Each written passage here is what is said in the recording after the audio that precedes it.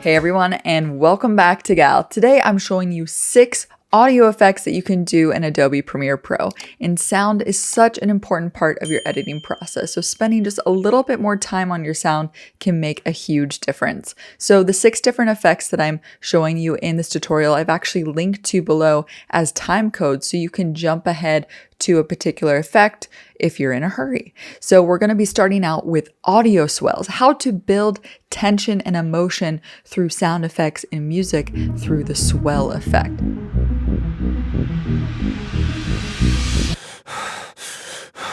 Then we're going to move on to surround reverb to create ring outs on music and for dialogue. And then we're going to do a fun look at pitch shifting. So to make a person's voice higher so it sounds more like a chipmunk, or lower so it's deeper for a comedic effect. And it can be done on music as well. And then we're going to go into transition whooshes as well as underwater muffled sound. And lastly, but certainly not least, how to make it sound like audio is coming from an intercom, a radio, or a television. So if I'm not covering an effect that you were hoping to be featured in this video, leave a comment below and I'll check it out. And at the end of this video, I actually feature a comment of the week where I answer a question. So leave a comment to be featured and also like the video. And before we jump in, here is a little bit about today's sponsor, Epidemic Sound. Using my link below, you can get 30 days free to try out as many Epidemic sounds and music as you like for any type of project. Epidemic really has great themes and categories to make it easy to browse for the sounds you need to use in any project. And of course, you can search by keyword just by typing it into the search field, and then you can further refine it by clicking on various moods, genres, vocals, length, or BPM. And then you can preview before you download. I've been on my spaceship counting stars since '94.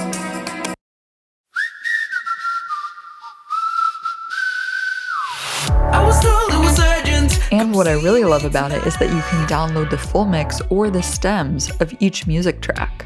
I'll be using Epidemic music and sound effects in the tutorial, but if you already have your own music and sound effects, you can certainly follow along with your own assets in this tutorial. But if you want to try out sounds from Epidemic Sound, you can sign up for the 30-day trial, and then once you sign up for a paid plan, I will make a small commission if you use my link below. So that's all for Epidemic Sound, and let's go ahead and jump into Premiere Pro.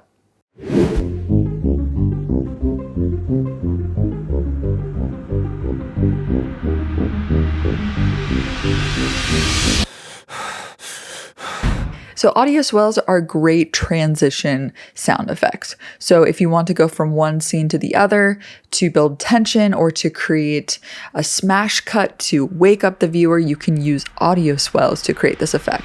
Let's look in the timeline. So here in my timeline, I have this cool dream sequence of these clowns. It's supposed to be like a nightmare sequence. And then it goes into the next shot of the guy waking up in a panic like he just had a nightmare. Well, this is all visual because it's just stock video that I've put together, but to make it more interesting and add more emotion and tension, I can use sound to create an audio swell up to the point where he wakes up. So to create the swell, I'm going to use a crash cymbal effect from Epidemic Sound. So in Epidemic Sound, I'm going to search for the crash cymbal. And then you can go in here and you can search for the one that works best for you. We can play a couple here.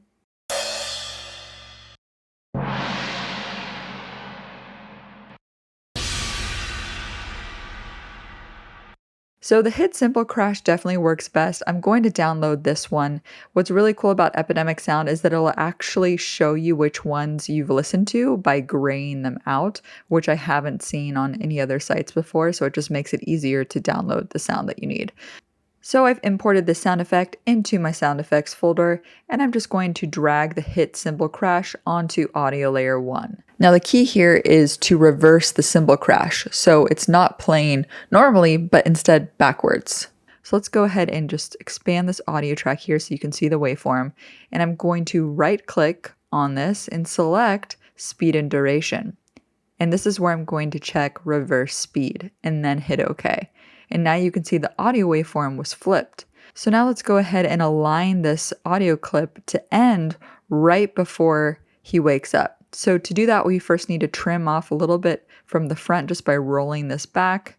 And then I'll move it to snap to this cut point right before he wakes up. So if you don't have the snap tool on, just make sure to click snap in timeline so that way the audio clip aligns directly with the video. So let's go ahead and play it back just to hear what it sounds like.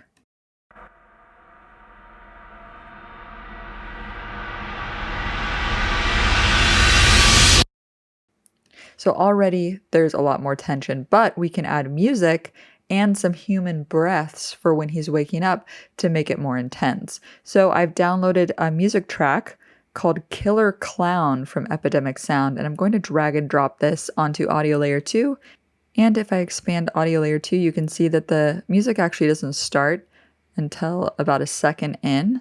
So I'm going to roll this in and then move it over so the music starts right away.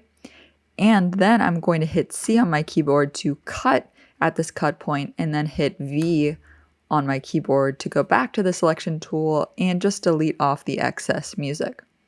So if we play it back, you can hear that the music kind of sounds upbeat.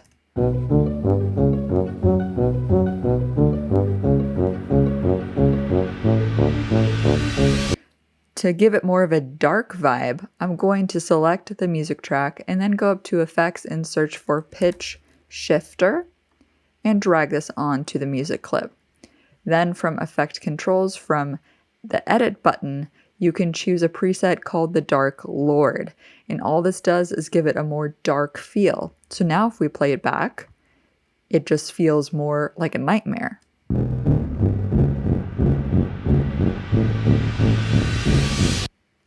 So it added the distortion. And so there's a contrast now between the swell and the music to just the silence of him waking up. But to add a little bit more realism here, let's add some breath. So I downloaded a human breath sound effect from Epidemic Sound, and I'm going to drag this onto audio layer 3. And this is the final effect.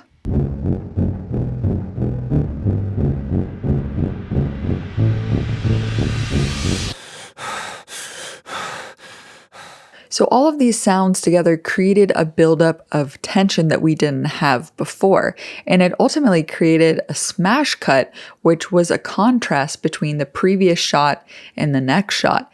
And if you watch any television shows and you look for these audio swells, you'll probably notice smash cuts happening where you're literally woken up by the sound. That's all for the audio swell. Let's go ahead and jump into the ring out effect.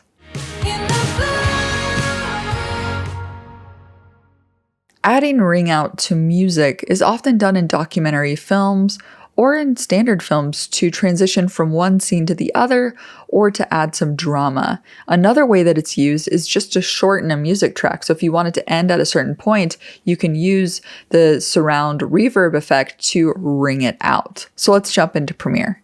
So to create this effect, what I did was I cut out the word blue when it was said. So I made a marker here in my timeline by pressing M on my keyboard at the moment that the word blue starts. So I'm going to hit C and then make a cut here.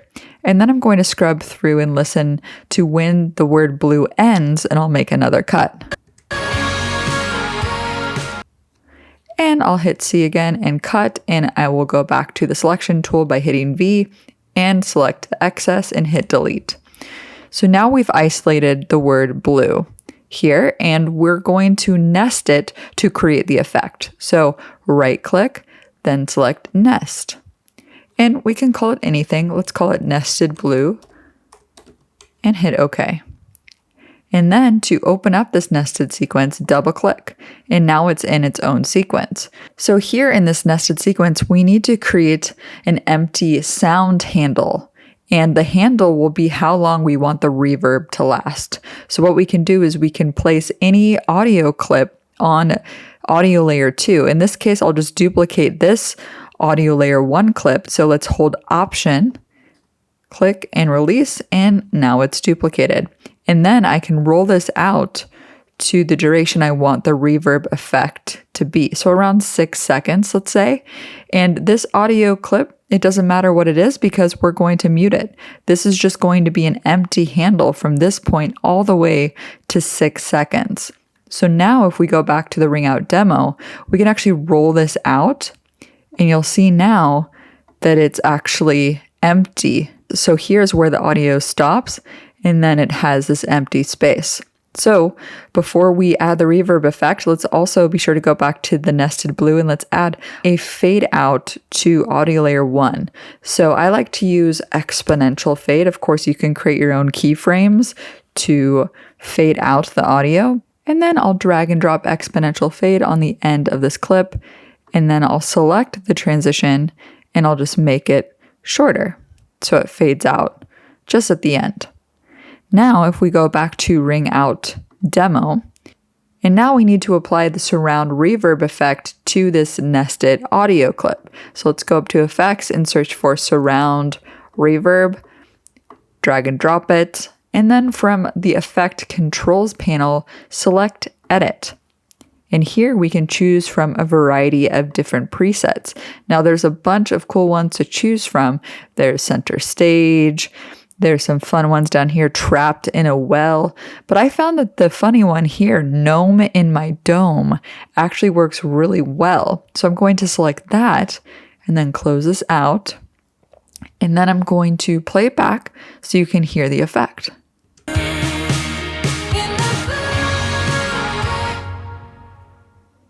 So when you listen back, you probably heard between this point and this point after the cut, there seemed to be a drop in volume that was noticeable. So to fix that, we can actually use constant gain. So if we search for constant gain, we can drag and drop that here, and it should have the same volume level through that cut.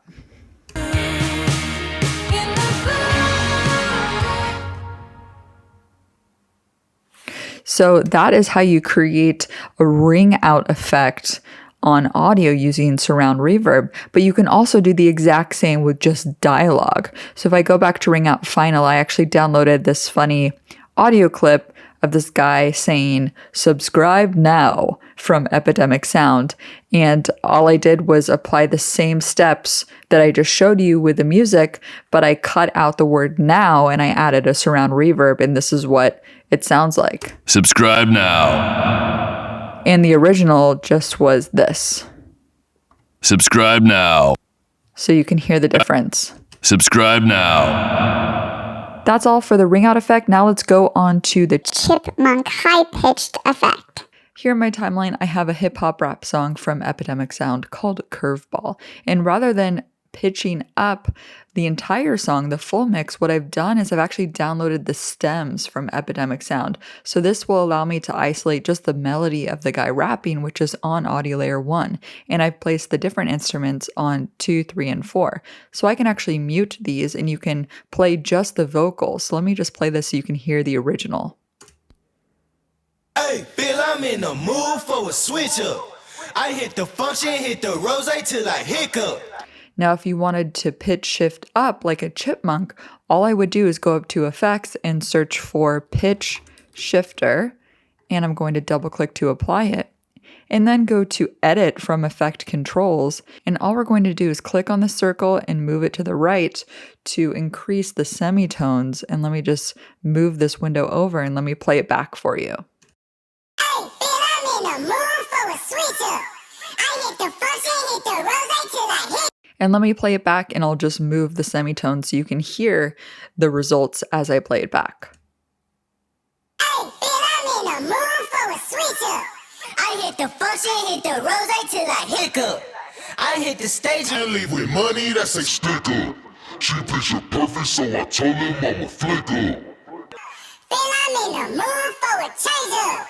So as I move the semitone slider to the right, it makes the voice higher as I move it to the left, it just deepened the voice. So you can have a lot of fun by playing around with the semitones. You can also use some of the presets here. You can use the angry gerbil to create a fun chipmunk effect. So I'm just going to leave this at 11 for now. And what's really cool is if you really want to be able to have the original rapper sing with a chipmunk, you can actually cut out different lines. So let's say we wanted the first line to be the original rapper, we can actually zoom in on the timeline here and make a cut by pressing C and just cut right there. And then we can go back to the selection tool by hitting V, and then we'll just turn off the pitch shifter here, and we'll make another cut here and here. And same thing, I'll select this one and just turn off the pitch shifter. So now if I play it back, with the musical tracks on, I'll just unmute that and let's play. Hey, Bill, I'm in the mood for a switch up. I hit the function, hit the rose till I hiccup. I hit the stage and leave with money that say stick up. She picture perfect, so I told her mama flick up. So this is how you can apply it to a vocal track of a song using the Epidemic Sound stems, but you can apply the same effect to just a dialogue track, let's say for a film or a TV show.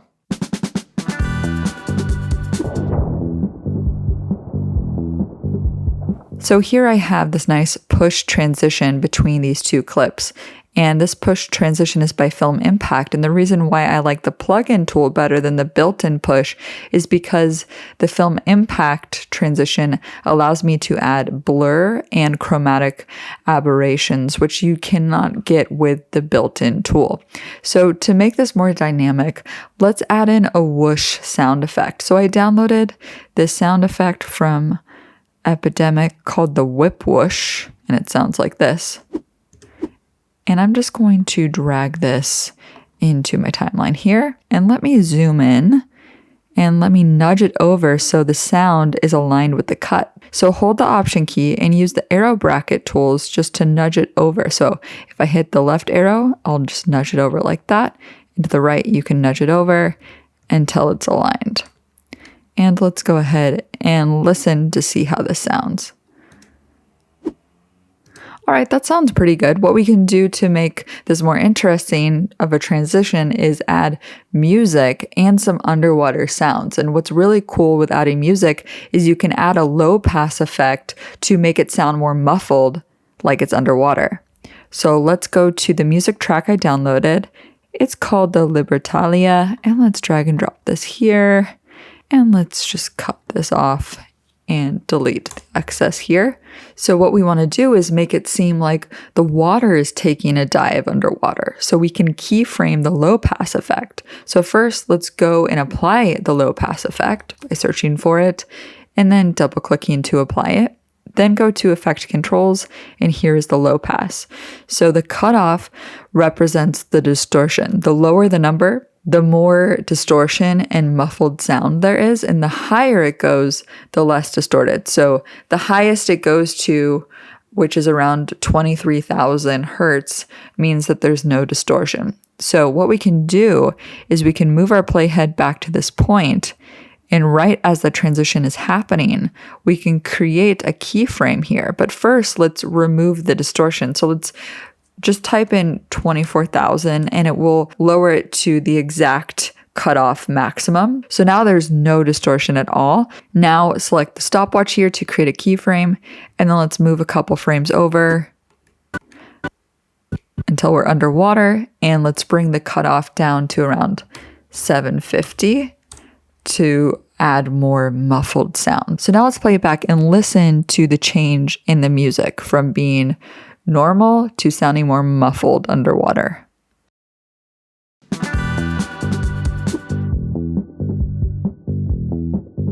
Pretty cool, right? Let's play that one more time.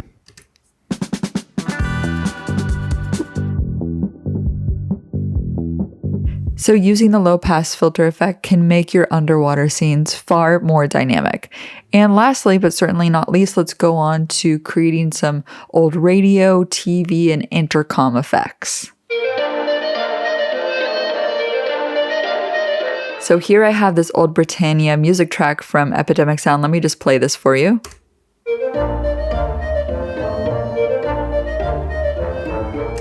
And let's say you wanted to make this sound like it was coming from an older radio. Well, from the Essential Sound panel, there's actually some built-in presets that allow you to make it sound like any type of audio, whether it's dialogue or music or sound effects, sound like it's coming from a certain type of technology. So in this case, if we wanted to try the old radio sound, rather than going and selecting music as the dialogue type, which is normally what you would do, I actually hack the system and I choose dialogue instead.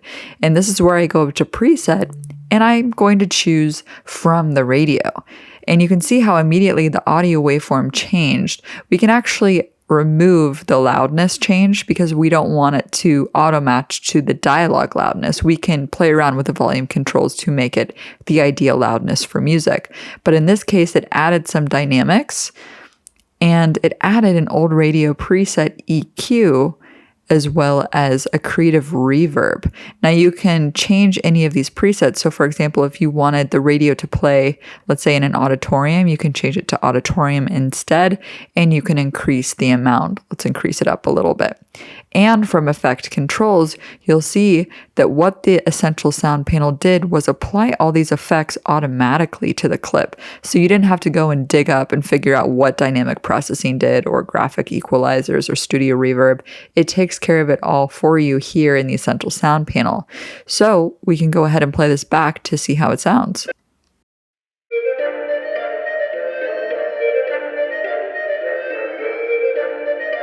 So it sounds like it's coming from a radio. And as I play it back, if I increase the reverb, you can hear the difference.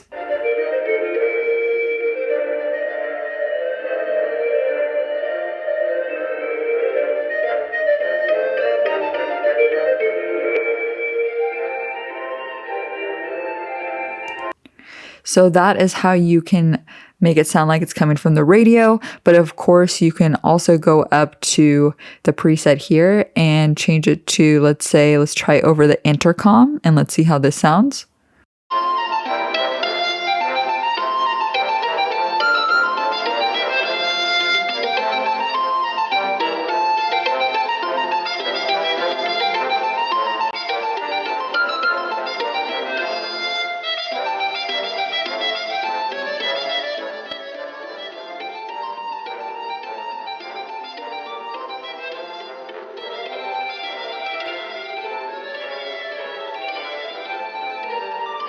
So you can go up to preset and try out from the radio, from the telephone, from television, or the intercom to create some pretty cool effects for your films or television shows or any other effects that you're creating. So that's all for this video. If these audio effects helped you out, be sure to give this video a big thumbs up. It helps the channel, it helps the growth to spread these effects. And now it's time for the comment of the week. This week's comment is from Alternating Bit Music. He wrote, "Nicely done. You happen to have one of the most relaxing tutorial voices. You sound like Vera Farmiga." Well, that's a nice compliment. Thank you. Does convert to smart object layer essential to this process? I saw another tutorial that didn't have that step. Also, this is a lot trickier with thin serif fonts. The curve adjustments eat away the letters. So this is referring to my tutorial on how to take a low res logo and turn it into a vector. And so yes, turning it into a smart object allows you to apply the smart filters to it, which I detail in the tutorial. And so yes, you are right. It is more difficult to do this with fonts and logos that have very thin serif fonts. If a logo is really low res, in that case, I would just recommend starting from scratch because sometimes it's more difficult to make it into a vector again, as opposed to just sketching out a new logo and converting it into a vector. And I actually have a whole tutorial on how to sketch your logo and turn it into a high-res vector just using your phone and a few tweaks inside of Photoshop. So definitely check that out. And yeah, so that's all for this video.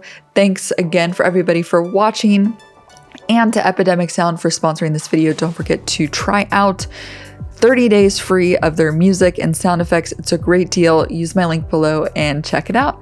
And that's all. I'll see you guys next time. Bye.